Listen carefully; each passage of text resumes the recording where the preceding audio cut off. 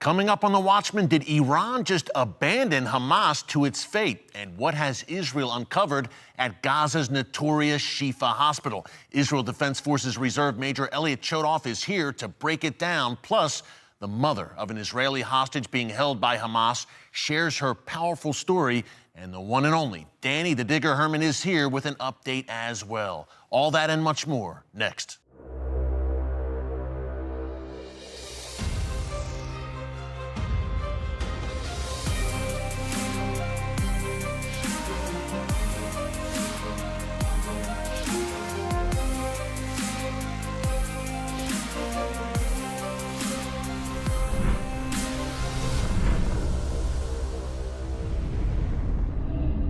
And welcome to The Watchman. We have a jam-packed show. Some very good friends of this show, Danny the Digger Herman and Reserve Major Elliot Chodoff, are here. They'll be joining us in a few short minutes. But up first, we've got some breaking news to report, folks. A major Hamas terror attack against Jerusalem was thwarted today. It all happened at the Tunnels Crossing, a crossing I've been through many times in my visits to Israel, leading from the West Bank, which we know as Judea and Samaria, the biblical heartland here on The Watchman, leading from there into the city of Jerusalem, the ancient and ancestral capital of the nation of Israel. Now, these three Hamas terrorists, and Hamas claimed responsibility for this attack.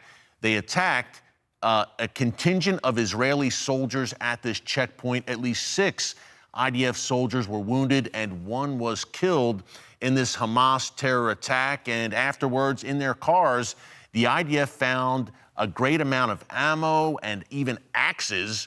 Again, this was the thwarting of a major Hamas terror attack. It's bad enough what happened at the checkpoint, obviously, but this terror unit, this terror cell of Hamas, would have carried out even greater carnage if it was not stopped at that checkpoint and if it entered Jerusalem. So breaking news there. Keep those Israeli soldiers who were wounded in your prayers, no doubt. In the meantime, a quick update on a topic we've been discussing a bunch here recently on The Watchman, Al-Shifa Hospital. Basically, a Hamas hospital. This is the largest hospital in Gaza City, and yet Hamas has set up its command and control center underneath a hospital. Now, Israeli Defense Forces spokesman Lieutenant Colonel Jonathan Conricus, a good friend of ours, who you have seen here on the show, he took us on a tour of Al-Shifa Hospital yesterday, and here is what he found and the IDF found inside. Really no surprise, but a smoking gun,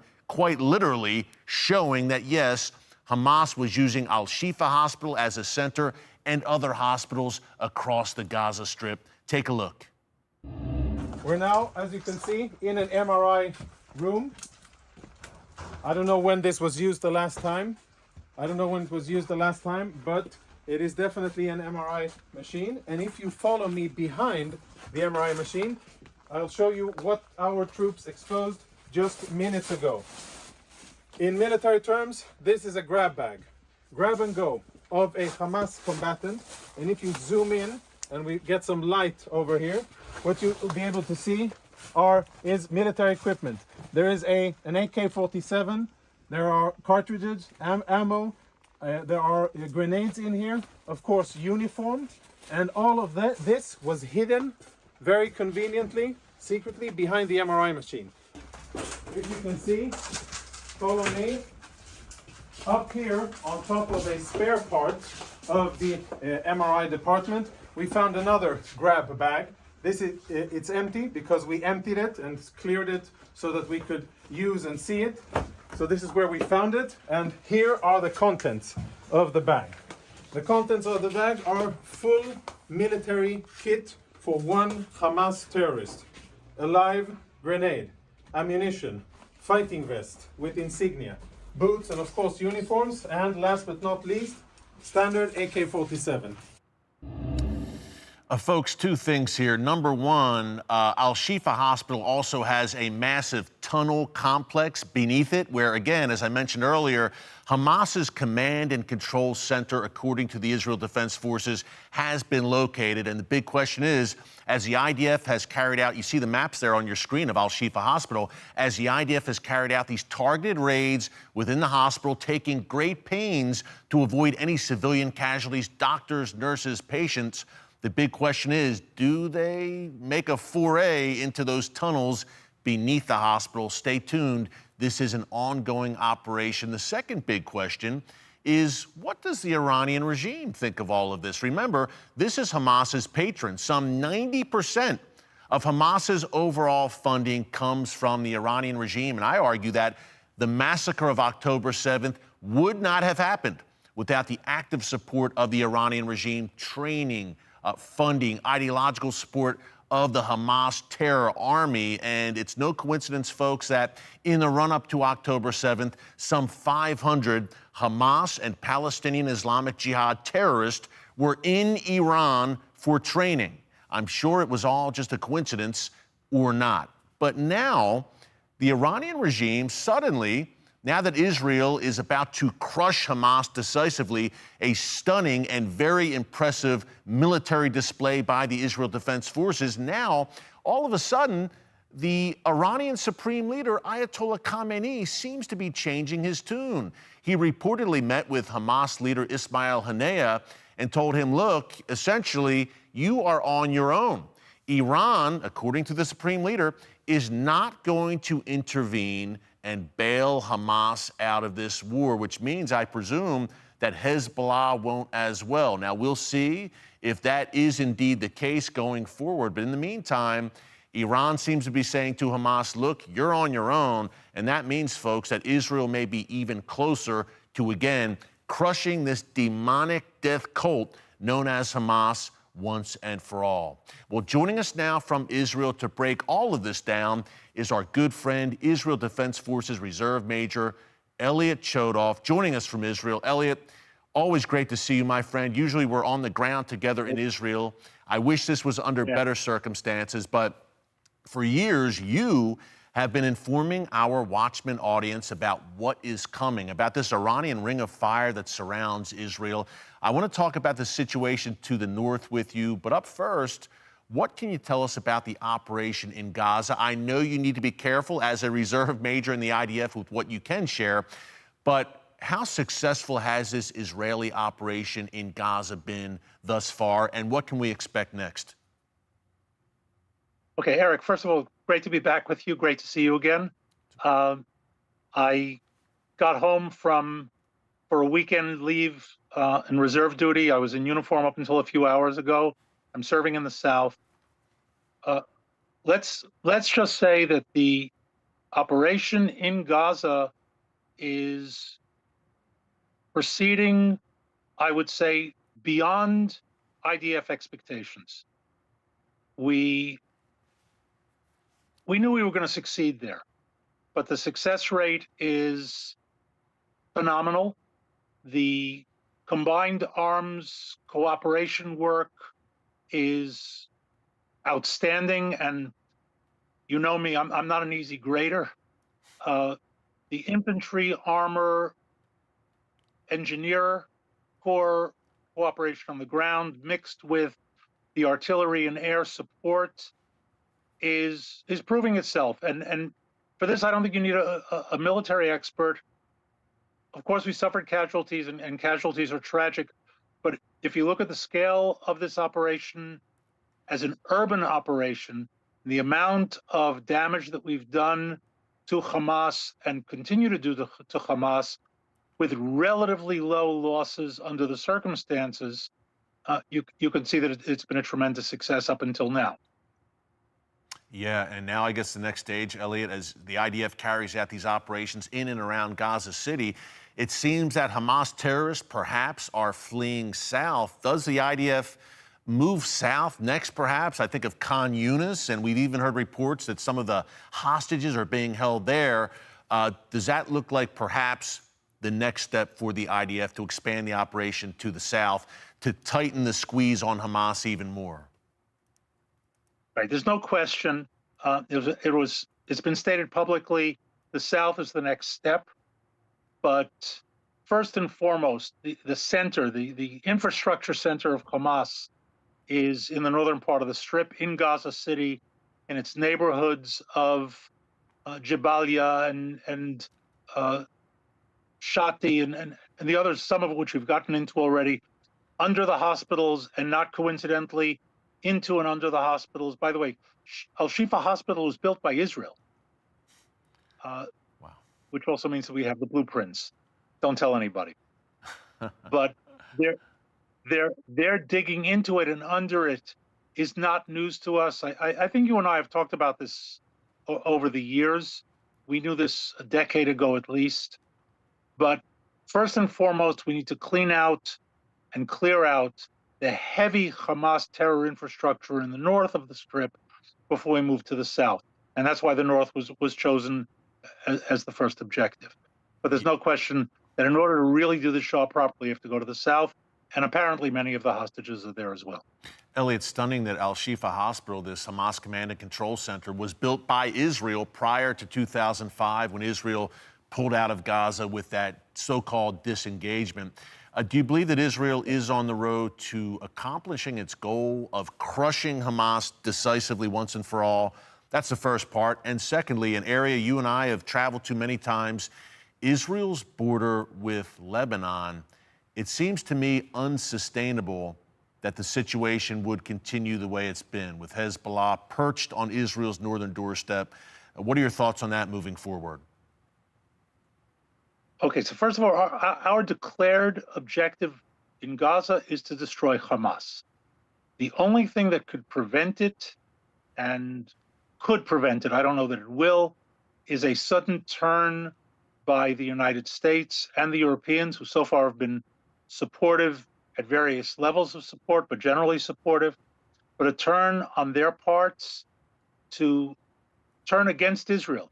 And now everybody knows all these calls for immediate ceasefire are basically to let Hamas off the hook.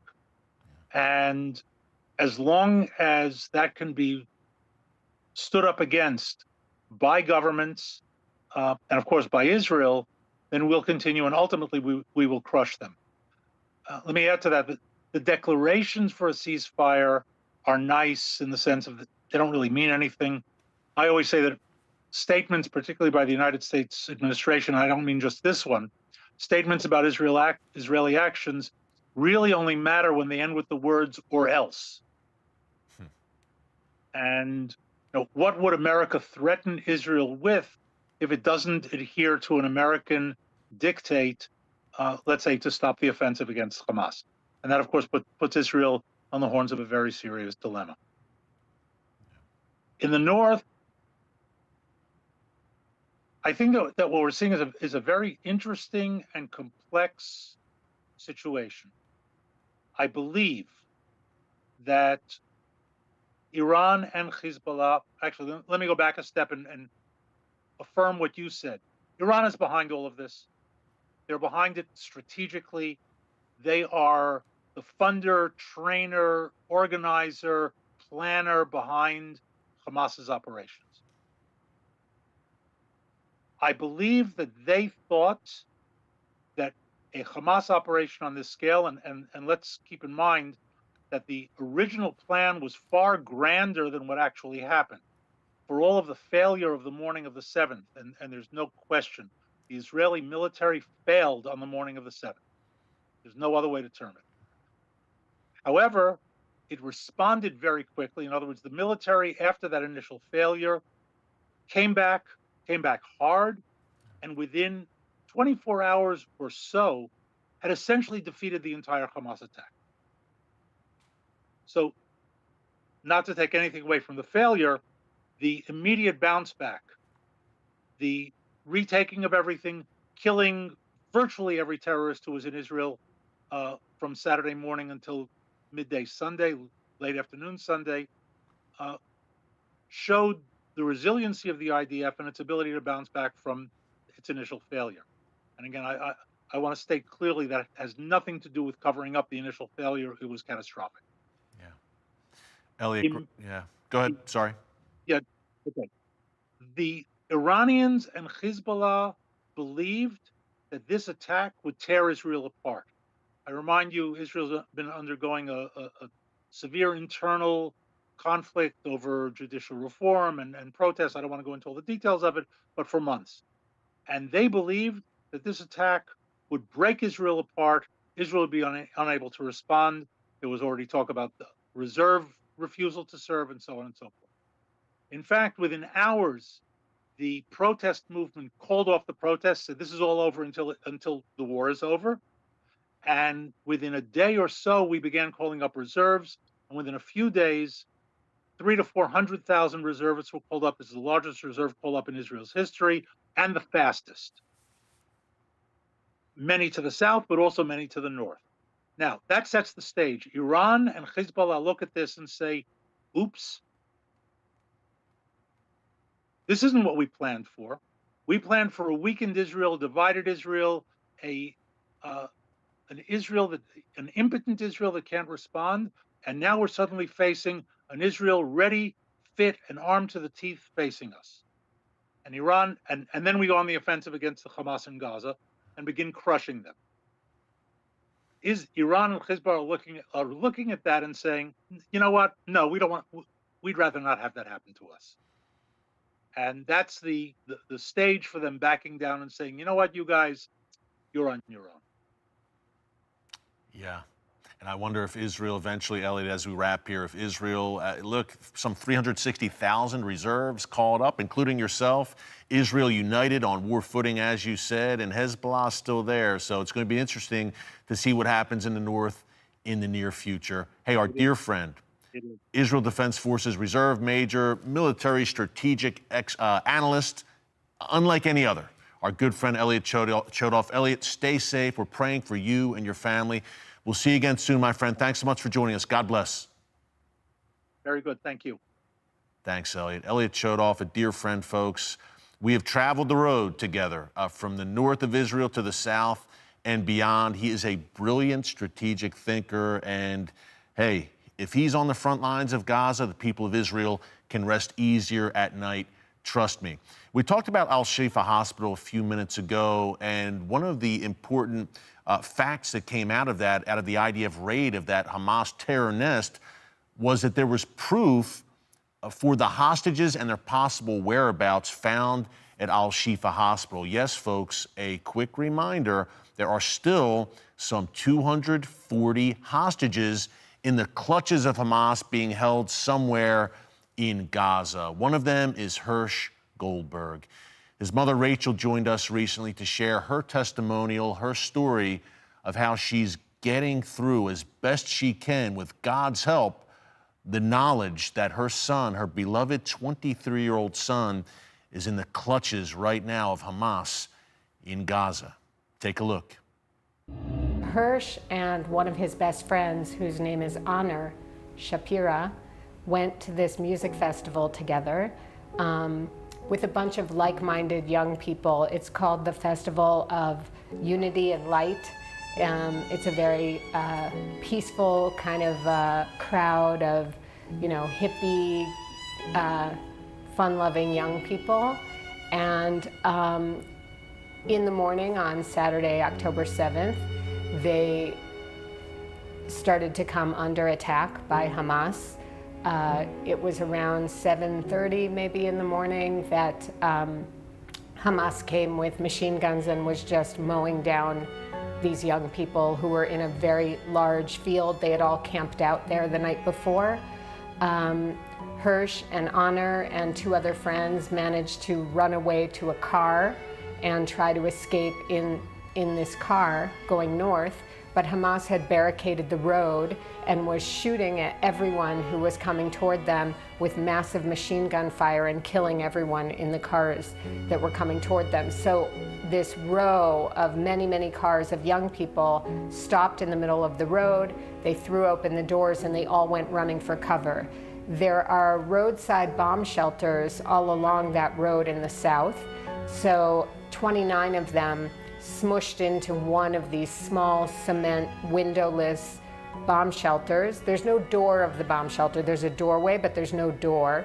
and they were mushed in there. Hamas descended upon each bomb shelter systematically.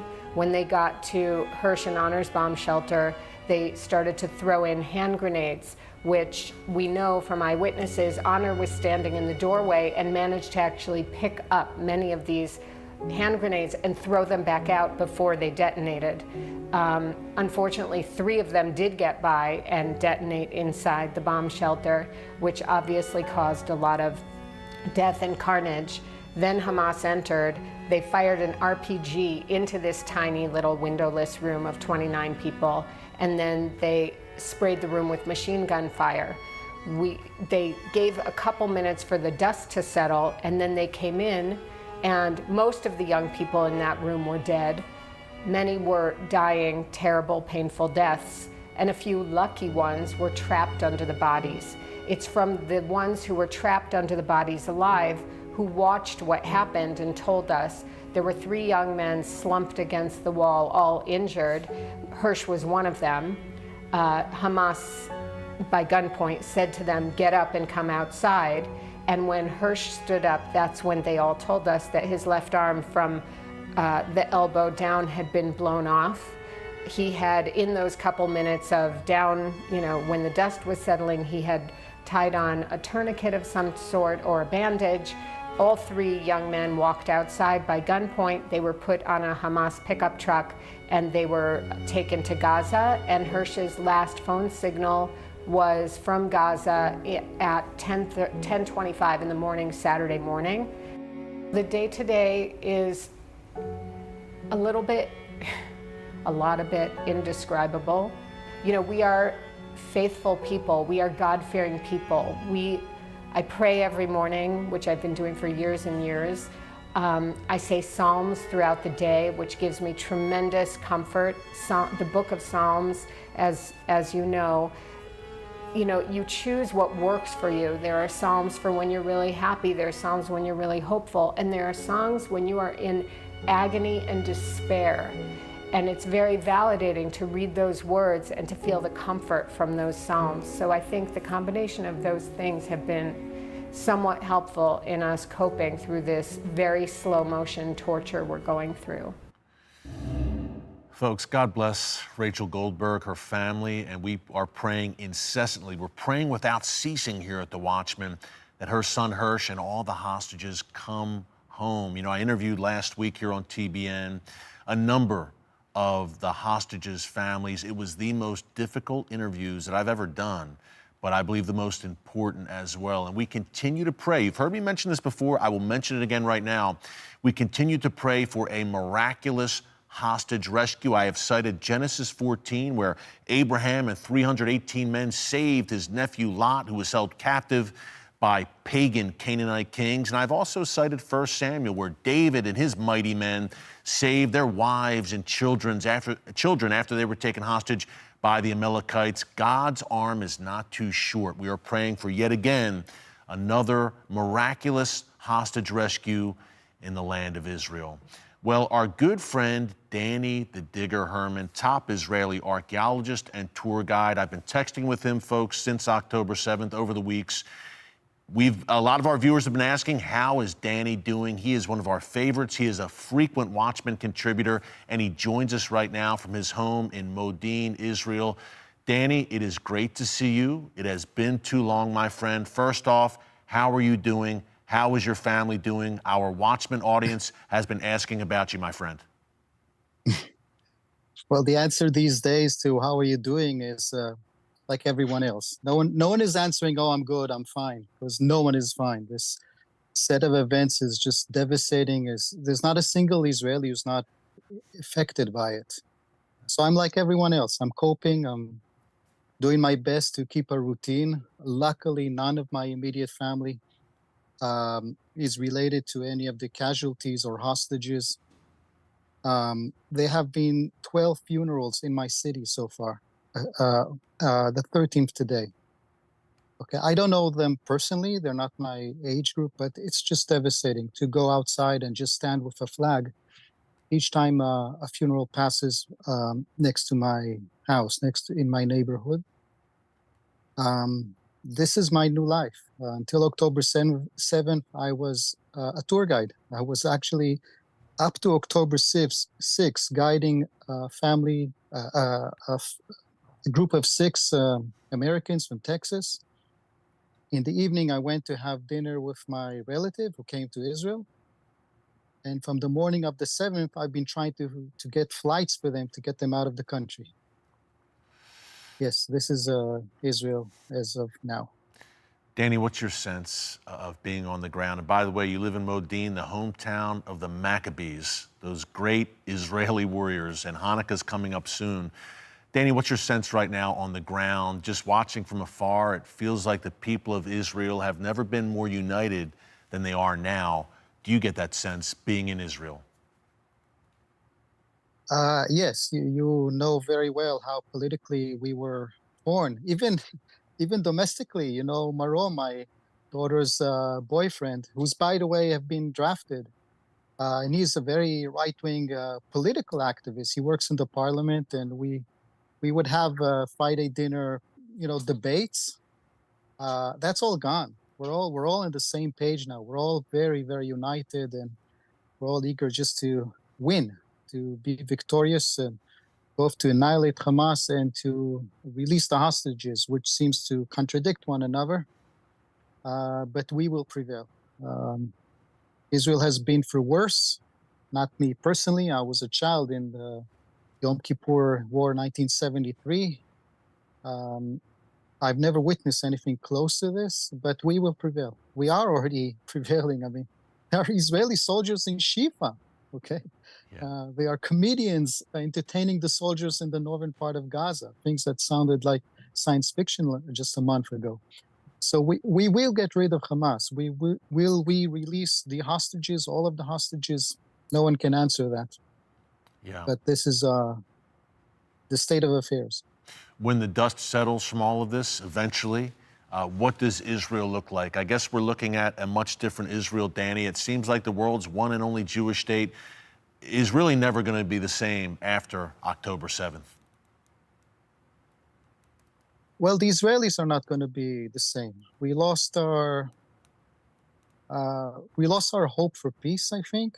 If there was anyone that was more left-oriented to reconciliation with the Arabs, with the Palestinians, it's all gone. There's a total lack of trust of any of the Palestinian leadership. Forget the Hamas, but also the Palestinian Authority. And we must defend ourselves before anything else. The borders are not going to change. I think we're still going to have certain Palestinian-controlled areas. Gaza will have some sort of a security zone. We will have to push Hezbollah. This war will not be over before the Hezbollah is pushed away, if not, terminated, and pushed away beyond the Litani, and having a security buffer zone, as we used to have till the year 2000. We made a deadly experiment in retrospect of giving that buffer zone and giving the Palestinians of Gaza an ability to come and work here. In retrospect, they were just gathering data for this deadly attack. The borders are not going to change. The people are. I do believe and expect, actually, once this war is over, a lot of people will want to come here again. I hear it. I see it on my social media, how much support I'm getting from especially Americans, not necessarily Jews, a lot of your audience. And they're all eager to come here and show solidarity, and things will be bright again. But right now, these are not the best times for our state. Danny, thank you so much for that update. It's good, first of all, for all of our viewers to see you are safe and sound, you're doing well, and you are a warrior for Israel in the digital realm. I encourage everyone to follow you on Instagram and Facebook and everywhere where you are posting on a daily basis, getting the truth out in these dark, dark times. But Danny, you are a light, my friend, in the darkness. I cannot wait to be on the ground with you again very soon in the land, after this great victory that the IDF will attain. God bless you and the family, Danny. I'll see you again soon, my friend. Hang in there. Thank you, Eric. Thank you. Thank you for your support. Thank you, Eric. Thanks, Danny. Hey, folks, if you watch this show on a regular basis, you know that no one is better than Danny in giving you literally a tour through the history of Israel, biblical archaeology, one of our favorite topics here on The Watchman, and then some. So continue to keep Danny and his family in your prayers as well. And we're mandated as believers to pray for the peace of Jerusalem. Do not only that, pray for those beleaguered communities in southern Israel, northern Israel, and beyond. Hey, God is on the throne. He is in control, and Israel will prevail. It won't be easy, but Israel will prevail. Thanks so much for joining us here on The Watchman this time. Until next time, God bless you. And remember, never hold your peace. Hey everyone, thanks for checking out the Watchman Newscast. Make sure you hit the subscribe button so you never miss an upload, and tap the bell icon so you're notified every time a new video is posted. And don't forget to share your thoughts, insights, and comments below. Thanks for watching. We'll see you back here tomorrow.